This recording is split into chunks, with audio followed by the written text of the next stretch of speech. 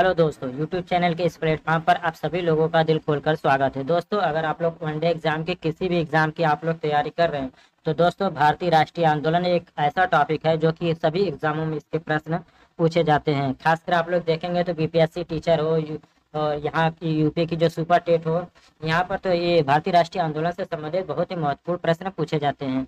और वही बीपीएससी की बात किया जाए दोस्तों तो भारतीय राष्ट्रीय आंदोलन से तो 10 क्वेश्चन प्रश्न पूछे जाते हैं। तो दोस्तों, आप लोग अगर टीचर की एग्जाम की तैयारी कर रहे हैं तो भारतीय राष्ट्रीय आंदोलन बहुत ही महत्वपूर्ण टॉपिक है। तो चलिए दोस्तों, वीडियो को शुरू करते हैं हम लोग और पहले प्रश्न की तरफ बढ़ते हैं। और हमारा पहला ही प्रश्न क्या है दोस्तों, आप लोगों की स्क्रीन पर दिख रहा होगा। आप लोग घबराइएगा नहीं, धीरे धीरे हम लोग पूरे भारतीय राष्ट्रीय आंदोलन के हर एक प्रश्न को टच करेंगे। ठीक है दोस्तों, यहाँ पर आप लोगों को 250 प्रश्न आप लोगों को देखने को मिलेगा। चलिए दोस्तों, पहला प्रश्न है हमारा कि 1885 में इंडियन नेशनल कांग्रेस की स्थापना किसकी पहल पर की गई थी। दोस्तों, भारतीय राष्ट्रीय आंदोलन के जो है कुछ जो सरल प्रश्न है शुरुआत में आप लोगों को मतलब देखने को मिलेंगे। इसके बाद आप लोगों को धीरे धीरे प्रश्नों का जो स्तर है थोड़ा बढ़ता जाएगा।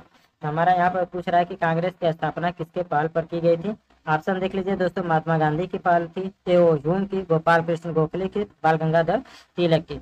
तो दोस्तों 1885 में इंडियन नेशनल कांग्रेस की जो स्थापना है वो किसके पहल पर की गई थी, तो एओ ह्यूम के। किसके दोस्तों, एओ ह्यूम के। 28 दिसंबर 1885 को इंडियन नेशनल कांग्रेस की स्थापना की गई थी। डेट आप लोग जरूर याद कर लीजिएगा दोस्तों, 28 दिसंबर, क्योंकि केवल ऑप्शन से नहीं पता चल रहा है। ठीक है दोस्तों, ऑप्शन में नहीं पूछ रहा है, अब डेट में आप लोगों को याद करना पड़ेगा। ठीक है दोस्तों, इसलिए आपको डेट याद करना पड़ेगा। 28 दिसंबर 1885 में इंडियन नेशनल कांग्रेस की स्थापना की गई थी एओ ह्यूम की पहल पर। चलिए दोस्तों, प्रश्न नंबर दूसरा देख लेते हैं। कह रहा है कि भारतीय राष्ट्रीय कांग्रेस का प्रथम अधिवेशन कब और कहाँ हुआ था। देख रहे हैं दोस्तों, भारतीय राष्ट्रीय से जितना धीरे धीरे हर एक टॉपिक को टच करता हुआ प्रश्न आप लोगों को देखने को मिलेगा। ठीक है, क्या 28 दिसंबर 1885 को बंबई में, 28 दिसंबर 1885 को लखनऊ में, 25 दिसंबर 1885 को सूरत में, और डी कह रहा है कि 25 दिसंबर 1885 को दिल्ली में। तो चारों ऑप्शन को देखिए दोस्तों, आप लोग बताइए कि क्या सही जवाब हो सकता है। तो अभी हमने बताया कि 28 दिसंबर आप लोगों को याद करना है। ठीक है दोस्तों, क्या बताया था, 28 दिसंबर 1885। तो आप लोग सीधे ये 25 दिसंबर है, इसको कट कर दीजिए, 25 दिसंबर है, यानी कि सी और डी तो सीधे सीधे हमारा नहीं होगा। बचा 28 दिसंबर 1885, अब लखनऊ और बंबई में ऑप्शन। तो आप लोग दोस्तों, आप लोगों को बता दें कि अगर आप लोग को तो पता होगा ही, और नहीं भी मालूम है जिन लोगों को, तो आप लोग ये याद कर लीजिए दोस्तों कि 28 दिसंबर 1885 को भारतीय राष्ट्रीय कांग्रेस का जो प्रथम अधिवेशन है वह बंबई में हुआ था। ठीक है दोस्तों, इसलिए हम दूसरे प्रश्न में क्या करेंगे, तो ऑप्शन ए पर सही जवाब दे देंगे। चलिए दोस्तों, आगे बढ़ते हैं, प्रश्न नंबर 3 देख लेते हैं। 3 कह रहा है कि कांग्रेस के प्रथम अधिवेशन की अध्यक्षता किसके द्वारा की गई थी। क्या दादा भाई नौरोजी थे, व्योमेश चंद्र बनर्जी, भी राघवाचार्य, डी कह रहा है कि फिरोज शाह मेहता। ठीक है दोस्तों, इससे पहले प्रश्न पूछा था किसके पहल पर भारतीय राष्ट्रीय कांग्रेस की स्थापना की गई थी। दूसरे वाले प्रश्न में पूछा है कि कहाँ पर किया गया था। तीसरे में पूछ रहा है कि किसकी अध्यक्षता थी। तो एकदम एक सिस्टमेटिक तरीके से प्रश्नों का जो है वो तैयार किया गया दोस्तों, जिससे कि आप लोगों को सरलता से याद हो सके। ठीक है, आप इस तरीके से नोट्स भी तैयार कर सकते हैं, ऑब्जेक्टिव क्वेश्चन से भी आप लोग नोट्स तैयार कर सकते हैं। तो क्या हो जाएगा तीसरे का, तो दोस्तों हमारा ऑप्शन वाला बी सही जवाब हो जाएगा। चलिए आगे बढ़ते हैं हम लोग, प्रश्न नंबर 4 की तरफ बढ़ते हैं। प्रश्न नंबर 4 कह रहा है आर्य समाज के संस्थापक कौन थे। ठीक है दोस्तों, ये भी हमारा किससे आ जाएगा, तो भारतीय राष्ट्रीय आंदोलन से संबंधित में ही आ जाएगा। आर्य समाज की तो स्थापना की बात किया जाए, ऑप्शन देख लेते हैं क्या क्या है दोस्तों। बाल गंगाधर तिलक, बी कह रहा है राजा राम मोहन राय, सी कह रहा है स्वामी दयानंद सरस्वती, डी कह रहा है कि स्वामी विवेकानंद। तो 4 नंबर में क्या हो जाएगा दोस्तों, आप लोग इसको बारीकी से पढ़िए और बताइए आर्य समाज की स्थापना किसने की थी। तो 4 में क्या हो जाएगा दोस्तों, तो हमारा ऑप्शन नंबर सी हो जाएगा, स्वामी दयानंद सरस्वती ने आर्य समाज की स्थापना 1875 में की थी। ठीक है, चलिए 5वें नंबर में बढ़ते हैं दोस्तों। राजा राम मोहन राय के द्वारा किसकी स्थापना की गई थी। क्या ब्रह्म समाज की स्थापना की गई थी, आर्य समाज की स्थापना की गई थी, थियोसॉफिकल सोसाइटी की स्थापना की गई थी, या पुनः सार्वजनिक सभा की स्थापना की गई थी। ठीक है दोस्तों, तो राजा राम मोहन राय के द्वारा की बात किया जाए दोस्तों, तो इन्होंने ब्रह्म समाज की स्थापना की थी 1828 में। कब किया था दोस्तों, तो 1828 में इन्होंने ब्रह्म समाज की स्थापना की थी। वही आर्य समाज की बात किया जाए दोस्तों, तो सॉरी, आर्य समाज की तो किसने किया था, अभी हमने आपको बताया है, दयानंद सरस्वती। रिवांट नहीं आ रहा था। आर्य समाज की स्थापना किसने की थी, Dayanand Saraswati. Vernacular press act किसके शासन में पारित किया गया था। Lord Lytton, lord Curzon, lord Clive, lord Wavell. तो वर्नाकुलर प्रेस की एक्ट की बात किया जाए दोस्तों, तो किसके शासनकाल में, तो लॉर्ड लिटन के शासनकाल में यह पारित किया गया था। यानी कि 6 का क्या हो जाएगा दोस्तों, तो हमारा ऑप्शन नंबर ए वाला सही जवाब हो जाएगा। नेक्स्ट क्वेश्चन हमारा दोस्तों की पूना सार्वजनिक सभा की स्थापना किसके द्वारा किया गया था? फिरोज शाह मेहता के द्वारा, बदरुद्दीन तैयब के द्वारा, महादेव गोविंद रानडे के द्वारा या महात्मा गांधी जी के द्वारा। तो 7 नंबर का क्या हो जाएगा दोस्तों? तो पूना सार्वजनिक सभा की बात किया जाए दोस्तों तो महादेव गोविंद रानडे के द्वारा इसकी स्थापना किया गया था। ठीक है दोस्तों, आप लोगों को कमेंट बॉक्स में बताना कि कब किया गया था। पूना सार्वजनिक सभा की बात किया जाए दोस्तों तो गोविंद रानडे ने की थी। कब किया था ये आप लोगों को कमेंट बॉक्स में बताना है। प्रश्न नंबर 8 कह रहा है कि यंग इंडिया के लेखक कौन है? बाल गंगाधर तिलक, सुभाष चंद्र बोस, लाला लाजपत राय, सुरेंद्रनाथ बनर्जी। तो 8 में क्या हो जाएगा दोस्तों? यंग इंडिया की बात किया जाए दोस्तों तो लाला लाजपत राय इसके लेखक हैं। ठीक है दोस्तों, यंग इंडिया के लेखक कौन है? तो लाला लाजपत राय।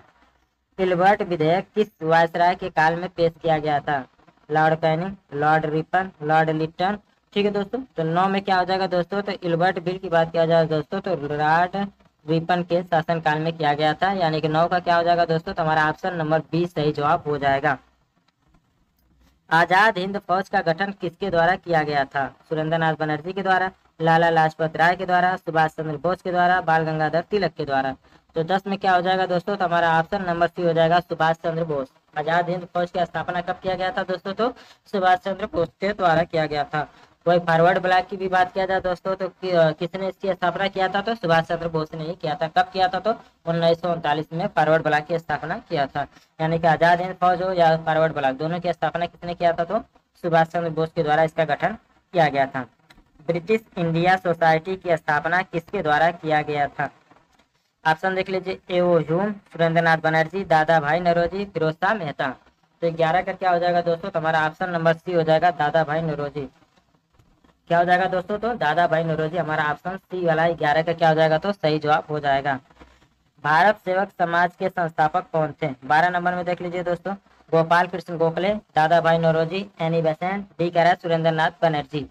तो भारत सेवक समाज की बात किया जाए दोस्तों तो इसकी स्थापना के संस्थापक की बात किया जाए दोस्तों तो गोपाल कृष्ण गोखले इसका सही जवाब हो जाएगा। 12 में हम लोग क्या जवाब देंगे? तो दोस्तों ऑप्शन ए की तरफ चले जाएंगे। भारत में उग्र राष्ट्रीयता के उदय का कारण क्या था? उदारवादियों की पद्धति से असंतोष, बी कह रहा है धार्मिक पुनरुत्थानवाद और सांस्कृतिक नवजागरण, सी कह रहा है उपनिवेशों में भारतीयों के साथ दुर्व्यवहार, डी कह रहा है उपयुक्त सभी कारण। तो 13 में क्या हो जाएगा दोस्तों? तो 13 की बात किया जाए दोस्तों तो हमें लग रहा है कि तीनों ऑप्शन सही सही लिखा हुआ है, इसलिए हम लोग क्या बोलेंगे? तो उपयुक्त में से सभी कारण बता सकते हैं। यानी 13 में ऑप्शन नंबर डी पे आप लोग क्लिक करेंगे। ठीक है दोस्तों, चलिए आगे बढ़ लेते हैं। प्रश्न नंबर 14 देख लेते हैं दोस्तों। तेजी के साथ बढ़ते हैं और आंसर को हम लोग सटीकता के साथ उत्तर देते हुए आगे बढ़ेंगे। 1905 में बंगाल का विभाजन किसके द्वारा किया गया था? तो सबसे पहले तो आप लोग ये याद कर लीजिए कि बंगाल का विभाजन कब किया गया था? तो 1905 में किया गया था। वही घोषणा की बात किया जाए दोस्तों तो 19 जुलाई कब किया गया था घोषणा? तो 19 जुलाई को उसकी घोषणा की गई थी बंगाल विभाजन के लिए, और 16 अक्टूबर को क्या किया गया था? तो प्रभावी रूप से लागू कर दिया गया था 1905 में ही। पूछ रहा है कि किसके द्वारा किया गया था। हमारा ऑप्शन देख लीजिए, क्या लॉर्ड कैनिंग थे, लॉर्ड कर्जन थे, लॉर्ड वेवेल थे या लॉर्ड लिटन थे। तो 1905 में बंगाल विभाजन की बात किया जाए दोस्तों तो हमारा ऑप्शन क्या हो जाएगा? तो बी, लॉर्ड कर्जन के शासनकाल में बंगाल का विभाजन किया गया था। ठीक है दोस्तों, वही बंगाल विभाजन की घोषणा की अगर डेट पूछेगा तो 19 जुलाई आप लोगों को बताना है। कब लागू किया गया था? तो 16 अक्टूबर को लागू किया गया था। वही 16 अक्टूबर को बात किया जाए दोस्तों तो इस दिन हम लोग क्या तो शोक दिवस मनाए थे। ठीक है दोस्तों, क्या मनाए थे? तो शोक दिवस मनाए थे। चलिए प्रश्न नंबर 15 की तरफ बढ़ते हैं। उग्र राष्ट्रवादियों का साधन क्या था? क्या बहिष्कार, स्वदेशी, राष्ट्रीय शिक्षा, और ऑप्शन नंबर डी कह रहा है कि ये सभी साधन। तो दोस्तों ये सभी साधन थे, यानी कि क्या हो जाएगा? तो हमारा ऑप्शन नंबर डी सही जवाब हो जाएगा। बहिष्कार था, स्वदेशी था, राष्ट्रीय शिक्षा था। ठीक है दोस्तों, और स्वशासन चौथा था, स्वशासन। यानी कि हम लोग 15 में क्या करेंगे? तो ऑप्शन डी सही जवाब करेंगे। दक्षिण शिक्षा समाज की स्थापना किसके द्वारा किया गया था? बाल गंगाधर तिलक के द्वारा, लाला लाजपत राय के द्वारा, बिपिन चंद्र पाल के द्वारा या सुरेंद्रनाथ बनर्जी के द्वारा। तो 16 में क्या हो जाएगा दोस्तों? तो हमारा ऑप्शन नंबर क्या हो जाएगा दोस्तों? तो हम लोग ए की तरफ चलेंगे। दक्षिण शिक्षा समाज की बात किया जाए दोस्तों तो हमारा ऑप्शन नंबर ए वाला सही जवाब हो जाएगा, बाल गंगाधर तिलक। क्या हो जाएगा दोस्तों? तो बाल गंगाधर तिलक सही जवाब हो जाएगा। स्वतंत्रता मेरा जन्मसिद्ध अधिकार है। इस प्रश्न को तो आप सभी लोग जानते होंगे दोस्तों। इसका क्या करेंगे? तो हम केवल आंसर बताकर आगे बढ़ जाएंगे। बाल गंगाधर तिलक, यह किसका कथन था दोस्तों? तो बाल गंगाधर तिलक का। यानी कि 17 का क्या हो जाएगा? तो हमारा ऑप्शन नंबर सी सही जवाब हो जाएगा। कुछ कोटेशन यानी कि कथन दिए गए हैं जो कि परीक्षाओं में पूछे जा रहे हैं, इसलिए कुछ प्रश्न ऐसे ही आप लोगों को देखने को मिल सकता है। 3-4 प्रश्न है, ज्यादा नहीं है। मुझ पर किया गया लाठी का एक एक प्रहार ब्रिटिश साम्राज्य के कफन में कील बनकर रहेगा। ठीक है दोस्तों, ये भी आप लोग जानते ही होंगे किसका है, तो लाला लाजपत राय का है, यानी कि क्या हो जाएगा, तो ऑप्शन नंबर बी सही जवाब हो जाएगा। दोस्तों 18 प्रश्न हो चुके हैं। चलिए 18 के बाद हम लोग प्रश्न नंबर 19 की तरफ देखते हैं कि अमेरिका में गदर पार्टी की स्थापना किसके द्वारा किया गया था। क्या लाला हरदयाल के द्वारा, भाई परमानंद के द्वारा, चंपाकरण पिल्लई के द्वारा, श्यामजी कृष्ण वर्मा के द्वारा। तो 19 में क्या हो जाएगा दोस्तों, गदर पार्टी की स्थापना की बात किया जाए दोस्तों तो लाला हरदयाल के द्वारा 1913 में सैन फ्रांसिस्को में किया गया था। ठीक है दोस्तों, सैन फ्रांसिस्को यानी कि अमेरिका में किया गया था 1913 में लाला हरदयाल के द्वारा। ठीक है, चलिए आगे बढ़ते हैं दोस्तों। 20 नंबर देख लेते हैं, कांग्रेस के उदारवादी और उग्रवादी नेताओं में वास्तविक रूप में विभाजन किस अधिवेशन में हुआ था। बम्बई अधिवेशन में, सूरत अधिवेशन में, कलकत्ता अधिवेशन में या पुणे अधिवेशन में। तो उदारवादी और उग्रवादी के नेताओं की बात किया जाए दोस्तों, 1907 का जो अधिवेशन हुआ था सूरत का अधिवेशन, इसमें इन दोनों दलों का विभाजन हुआ था। अधिवेशन कब हुआ था, तो 1907 में। कहाँ पर हुआ था, तो सूरत में हुआ था, इसलिए इस अधिवेशन को क्या बोलेंगे, तो सूरत का अधिवेशन बोलेंगे। ठीक है दोस्तों, क्या बोलेंगे, तो सूरत का अधिवेशन बोलेंगे। ठीक है दोस्तों, आप लोगों को बताना 1907 के अधिवेशन में कांग्रेस की अध्यक्षता किसने की थी, कमेंट बॉक्स में आप लोग छाप दीजिए। ठीक है दोस्तों, ये था 20 प्रश्न। यहाँ तक किसी को कुछ डाउट हो तो जरूर आप लोग बताइए दोस्तों। अगर आप लोगों को वीडियो पसंद आ रही हो, बताने का तरीका अच्छा लग रहा है, तो आप लोग जरूर दोस्तों इस वीडियो को लाइक कीजिएगा अगर अभी तक आप लोगों ने लाइक नहीं किया है, और अपने दोस्तों में शेयर जरूर कीजिए जिससे कि ज़्यादा से ज़्यादा लोगों तक यह वीडियो पहुँच सके। और दोस्तों बेल आइकन को भी प्रेस कर लीजिए जिससे कि हमारी आने वाली सभी वीडियो का नोटिफिकेशन आप तक पहुंचता रहे। ठीक है दोस्तों, तो ये था हमारा 20 प्रश्न तक। चलिए आगे बढ़ते हैं, हम लोग प्रश्न नंबर 21 देख लेते हैं कि अप्रैल 1920 में दिल्ली की केंद्रीय असेंबली में बम फेंकने वाले क्रांतिकारी नेता कौन थे। सरदार भगत सिंह थे, सुभाष चंद्र बोस, चंद्रशेखर आजाद, डी कह की यशपाल। तो 1920 में दिल्ली की केंद्रीय असेंबली में बम फेंकने वाले क्रांतिकारी नेता कौन थे, तो सरदार भगत सिंह थे। पहली बात तो आप लोग ये डेट भी देख लीजिएगा कि कब हुआ था, तो अप्रैल 1920 की यह घटना है। कब की घटना है दोस्तों, तो अप्रैल 1920 में भगत सिंह ने केंद्रीय असेंबली में बम फेंका था। ठीक है दोस्तों, इसलिए 21 का क्या हो जाएगा, तो हमारा ऑप्शन ए वाला सही जवाब हो जाएगा। क्या हो जाएगा दोस्तों, तो हमारा ए वाला सही जवाब हो जाएगा। चलिए आगे बढ़ते हैं हम लोग। क्रांतिकारी आंदोलन को तात्कालिक असफलता का कारण क्या था। केंद्रीय संगठन का अभाव, ब्रिटिश सरकार की कठोर दमन नीति, उच्च मध्यम वर्ग की सहानुभूति का अभाव, डी करा के उपयुक्त सभी कारण। तो 22 में क्या हो जाएगा दोस्तों, तो हमारा ऑप्शन नंबर डी सही जवाब हो जाएगा, उपयुक्त सभी कारण सही जवाब हो जाएगा। कांग्रेस के उदारवादी और उग्रवादी नेताओं में पुनः मेल कब हुआ, किस अधिवेशन में हुआ था। क्या 1916 के लखनऊ अधिवेशन में, 1907 के सूरत अधिवेशन में, 1906 के कलकत्ता अधिवेशन में, 1929 के लाहौर अधिवेशन में। तो चारों अधिवेशन का डेट दिया हुआ है दोस्तों। आप लोगों को बताना है कि कांग्रेस का जो है उग्रवादी और उदारवादी नेताओं का जो मेल है किस अधिवेशन में हुआ था। तो कांग्रेस का उदारवादी और उग्रवादी अधिवेशन की बात किया जाए दोस्तों, तो हमारा क्या हो जाएगा, तो ऑप्शन ए वाला सही जवाब हो जाएगा 1916 के लखनऊ अधिवेशन में, जिसके कांग्रेस के अध्यक्ष कौन थे, तो अंबिका मजमूदार थे। ठीक है दोस्तों, कौन, तो अंबिका दास मजमूदार थे जिसके अध्यक्ष। तो इसके बाद क्या करेंगे, तो हम लोग प्रश्न नंबर 24 की तरफ चलेंगे। लखनऊ समझौता कब हुआ था। क्या 1912 में हुआ था, 1914 में हुआ था, 1916 में हुआ था या 1918 में हुआ था। तो 24 में क्या सही जवाब करेंगे दोस्तों, तो लखनऊ समझौते की बात किया जाए दोस्तों तो 1916 में हुआ था। ठीक है दोस्तों, जिसमें उदारवादी और उग्रवादी नेताओं का ये मिलन हुआ था। 25 देख लीजिए दोस्तों, कह रहा है कि भारत में होम रूल आंदोलन का नेतृत्व किसके द्वारा किया गया था। लाला लाजपत राय व बिपिन चंद्र पाल के द्वारा, श्री एनी बेसेंट और लोकमान्य तिलक के द्वारा, सी कह रहा है गोपाल कृष्ण गोखले व सुरेंद्रनाथ बनर्जी के द्वारा, और डी कह रहा है कि उपयुक्त में से कोई नहीं। तो 25 में क्या करेंगे दोस्तों, तो हम लोग ऑप्शन नंबर बी करेंगे, श्रीमती एनी बेसेंट व लोकमान्य तिलक के द्वारा होम रूल आंदोलन की शुरुआत किया गया था। कब किया गया था दोस्तों, तो 1916 में। कब किया गया था दोस्तों, तो 1916 में। रोलेट एक्ट, रोलेट लिखा है जो कि रोलेट एक्ट होना चाहिए दोस्तों, का उद्देश्य क्या था। कुटीर उद्योग को समाप्त करना था, विश्वविद्यालय की स्वायत्तता समाप्त करना था। सी कह रहा है इसके द्वारा सरकार बिना मुकदमा दायर किए किसी व्यक्ति को बंदी कर सकता था। डी कह रहा है कि उपयुक्त में से कोई नहीं। तो सब 26 का क्या हो जाएगा दोस्तों, तो हमारा ऑप्शन नंबर सी सही जवाब हो जाएगा कि इसके द्वारा सरकार बिना मुकदमा दायर किसी भी व्यक्ति को बंदी बना सकती थी। इसीलिए इस कानून को क्या बताया गया था, तो बिना दलील बिना वकील का कानून ये बताया गया था। चलिए 27 देख लेते, जलियांवाला हत्याकांड की घटना कब हुई थी। 13 अप्रैल 1919 को, 18 मार्च 1919 को, 15 मई 1920 को, 24 नवंबर 1919 को।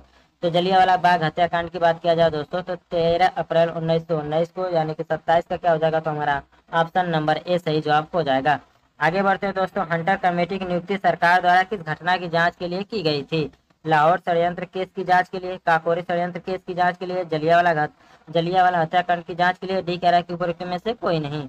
तो हंटर कमेटी की बात किया जाए दोस्तों तो हंटर कमेटी की नियुक्ति किसके द्वारा की गई, मतलब घटना की जांच किसके द्वारा किया गया था दोस्तों, यानी कि 28 में हम लोग क्या करेंगे, तो जलियांवाला बाग हत्याकांड की जांच के लिए ही वो मतलब नियुक्ति की गई थी हंटर कमेटी। ठीक है, आगे बढ़ लेते हैं। प्रश्न नंबर 29 देख लेते हैं। असहयोग आंदोलन के प्रस्ताव के अनुसार आंदोलन का कार्यक्रम क्या था? सरकारी अदालतों का बहिष्कार, विदेशी माल का बहिष्कार, सरकारी वैतनिक तथा अवैतनिक पदों व उपाधियों का त्याग।